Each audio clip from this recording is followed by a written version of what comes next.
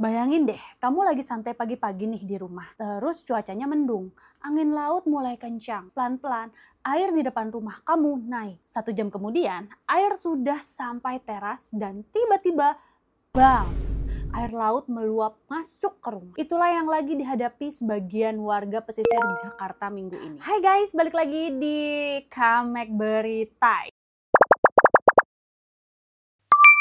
Hari ini gue bakal bahas sesuatu yang penting banget, terutama buat kamu yang tinggal di wilayah pesisir atau daerah rawan bencana. Karena minggu ini BMKG dan BPBD DKI Jakarta baru aja ngeluarin peringatan dini guys. Jadi ada banjir di pesisir alias ROB yang berpotensi terjadi dari tanggal 22 sampai 28 Oktober 2025. Tapi bukan cuma Jakarta aja nih yang lagi harus waspada, karena di daerah lain kayak Sukabumi, Bengkulu, dan Aceh juga lagi terjadi bencana-bencana yang nggak kalah serius ya, dari banjir bandang, terus juga cuaca ekstrim, sampai gempa bumi. Makanya di video kali ini ya, gue bakal ngejelasin semuanya dengan cara yang santai tapi lengkap. Apa sih penyebabnya, daerah mana aja nih yang terdampak, dan apa yang bisa kita siapin biar tetap aman. Nanti gue juga bakal ngasih tips sederhana buat siapin diri menghadapi bencana. Biar kita nggak panik kalau suatu hari hal kayak gini kejadian di sekitar kita. Oke, kita mulai dulu dari Jakarta ya. Jadi beberapa hari terakhir Badan Penanggulangan Bencana Daerah atau BPBD DKI Jakarta ngeluarin peringatan dini soal banjir pesisir alias ROB, terutama buat wilayah Jakarta Utara dan Kepulauan Seribu. Banyak orang nih masih salah paham. Mereka pikir semua banjir itu karena hujan deras. Padahal ROB itu beda. ROB itu terjadi bukan karena hujan, tapi karena air laut yang pasang, dan pasangnya tuh tinggi. Jadi meskipun cuaca cerah, air tuh bisa tiba-tiba naik dari laut ke darat. Dan kali ini kenaikannya diprediksi bakal cukup tinggi karena dua faktor utama. Yang pertama, pasang maksimum air laut. Yang kedua, fase bulan baru. Jadi di sini yang bikin gravitasi bulan narik air laut lebih kuat dari biasanya. BMKG bilang kombinasi dua hal itu bikin air laut di utara Jakarta berpotensi naik lebih dari biasanya. Terutama nih antara jam 9 pagi sampai jam 2 siang setiap harinya. Dan ini WIB ya guys. Mulai dari tanggal 22 sampai 28 Oktober. Daerah yang diwaspadai antara lain nih Kamal Muara, Kapuk Muara, terus juga ada Penjaringan, lalu ada Pluit, terus Ancol, Kamal, Marunda, Cilincing, Kalibaru, Muara Angke, Tanjung Priuk, dan sebagian Kepulauan Seribu. Jadi memang benar-benar ini daerahnya semuanya di utara Jakarta yang memang deket laut tuh daerah-daerahnya ya. Dan di sini kalau kamu tinggal di sekitar daerah itu atau punya keluarga di sana, please ya kasih tahu mereka untuk siap-siap. Bukan berarti semua bakal langsung kebanjiran, enggak. Tapi potensi air naik itu nyata banget. Biasanya yang paling terasa itu di gang-gang kecil yang deket banget ke laut nih guys. Kayak di Pluit dan Muara Angke. Kadang airnya nggak cuma setinggi mata kaki, tapi bisa juga sampai lutut atau bahkan pinggang. Gue sempat lihat nih laporan dari warga di Muara Angke ya. Katanya air mulai masuk ke jalan utama pas jam 10 pagi. Awalnya cuma dikira biasa, tapi makin siang air tuh makin naik. Beberapa warga langsung sigap. Mereka mindahin motor ke tempat yang lebih tinggi dan beberapa toko langsung tutup setengah hari. Yang kasihan itu tuh warga yang rumahnya lantainya masih datar ya sama jalan gitu. Air tuh langsung masuk ke rumah. Ada ibu-ibu yang bilang tiap kali bulan baru kayak gini pasti udah deg-degan. Dan mereka tuh bahkan udah siapin meja darurat buat naruh kasur anak-anak supaya enggak kebasahan kalau air tiba-tiba naik di tengah malam. Gue tahu ya, mungkin buat sebagian orang ini udah kayak hal biasa, tapi tetap aja setiap kali rob datang itu tuh artinya aktivitas warga terganggu, ekonomi bakal terganggu juga, bahkan kesehatan bisa terdampak karena di sini genangan air laut itu bikin lingkungan jadi lembab, kotor, terus juga berbau. BPBD sendiri udah buka posko siaga banjir nih dan sistem monitoring tinggi muka air di website resmi mereka yaitu poskobanjir.dsdadki.web.id. Jadi masyarakat bisa pantau kondisi secara real time nih di web tersebut. Sekarang banyak nih yang nanya, loh kenapa sih akhir-akhir ini banjir pesisir tuh kok makin sering ya? Jawabannya ada dua guys. Yang pertama perubahan iklim dan penurunan tanah di pesisir utara Jakarta. Menurut data geologi, beberapa wilayah di utara Jakarta itu mengalami penurunan tanah hingga 10-12 cm per tahun. Jadi meskipun lautnya naik sedikit aja, daratannya yang makin rendah bikin air gampang gampang banget nyelonong masuk. Terus juga ditambah lagi cuaca akhir Oktober ini masuk masa peralihan nih ke musim hujan. Artinya kemungkinan hujan deras dan pasang laut bisa tumpang tindih. Kalau dua-duanya kejadian bareng, itu resep yang sempurna buat genangan besar. BMKG juga udah ngingetin nih kalau gelombang laut di sekitar Teluk Jakarta bisa mencapai 1,5 meter. Buat kapal kecil, nelayan, dan warga pesisir itu tuh udah cukup bahaya. Sekarang kita pindah ya ke Sukabumi, Jawa Barat. Di sana tepatnya di Kecamatan Cisolok terjadi banjir bandang akibat meluapnya Sungai Cisolok. Sekitar 500 kepala keluarga atau sekitar 1.500 jiwa terdampak. Kata warga, hujan deras mulai turun dari siang sampai sore tanpa henti ya. Dan di sini air sungai yang tadinya cuma setinggi lutut tiba-tiba naik cepet banget ya.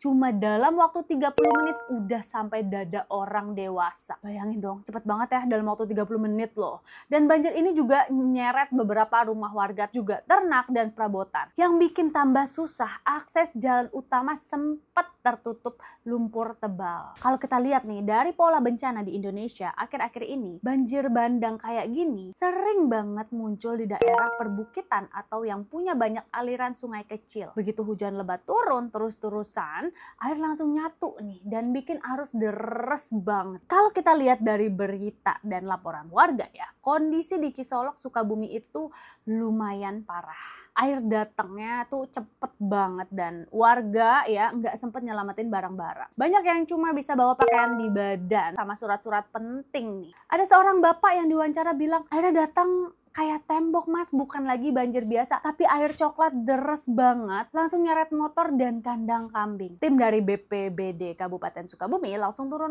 malam itu juga ya, bantu evakuasi warga ke posko darurat di balai desa. Beberapa tenda juga sudah didirikan, logistik makanan juga udah mulai disalurkan. Tapi seperti biasa, di hari-hari pertama pasti belum maksimal. Yang menarik ya, bencana kayak gini tuh nggak cuma soal kehilangan barang, tapi juga soal mental dan ketahanan warga.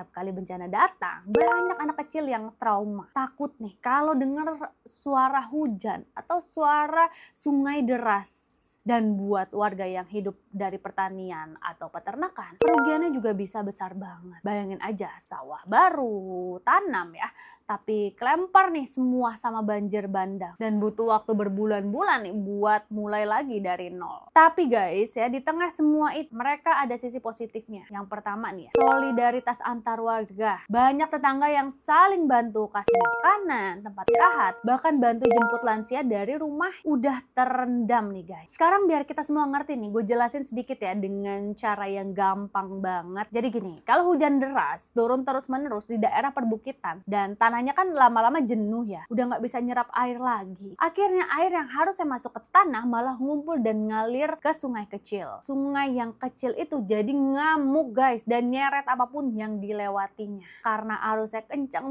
banget, airnya juga bisa bawa lumpur, batu, batang pohon, dan jadilah banjir bandang. Seperti itu nih guys, terjadinya banjir bandang. Yang bikin makin parah di Cisolok, katanya hutan di sekitar hulu sungai udah banyak gundul. Begitu hujan deras, tanah di sana langsung longsor dan nambah debit air di sungai. Jadi kalau mau dicegah ya, solusinya nggak bisa cuma bikin tanggul.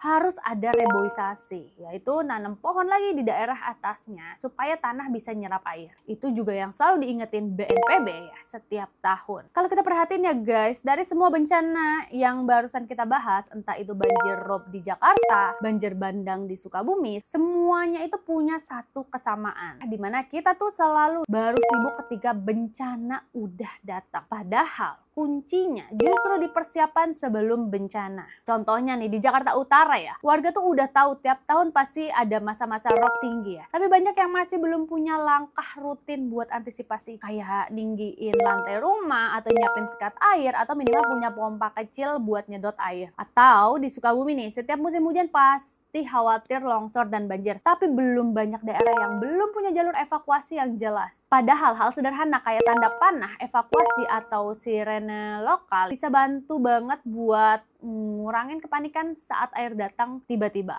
Bencana itu emang nggak bisa dihindari ya sepenuhnya nih guys, tapi dampaknya bisa banget kita kurangin kalau kita lebih siap. Sekarang gue mau kasih beberapa tips yang simple tapi penting banget kalau kamu tinggal di daerah rawan banjir, tanah longsor atau gempa, dan coba catat ini. Yang pertama ya, kenali wilayah tempat tinggal kamu. Cek apakah rumah kamu masuk zona rawan banjir atau tidak. Bisa lihat di situs BPBD atau aplikasi info cuaca BMKG. Terus juga punya tas siaga darurat, dimana itu tuh isinya sederhana aja. Senter, air minum, makanan instan, obat-obatan, charger, dokumen penting, dan pakaian ganti. Kalau sewaktu-waktu harus evakuasi, kamu tinggal ambil tas itu aja. Terus juga jangan panik nih, tapi jangan cuek. Kadang karena udah biasa banjir, banyak warga yang santai aja nih. Padahal tiap tahun situasinya bisa beda. Kalau BMKG udah kasih peringatan dini, lebih baik siap-siap dulu nih. Terus ya, buat titik kumpul keluarga, tentuin satu tempat aman yang bisa kalian tuju. Kalau harus pisah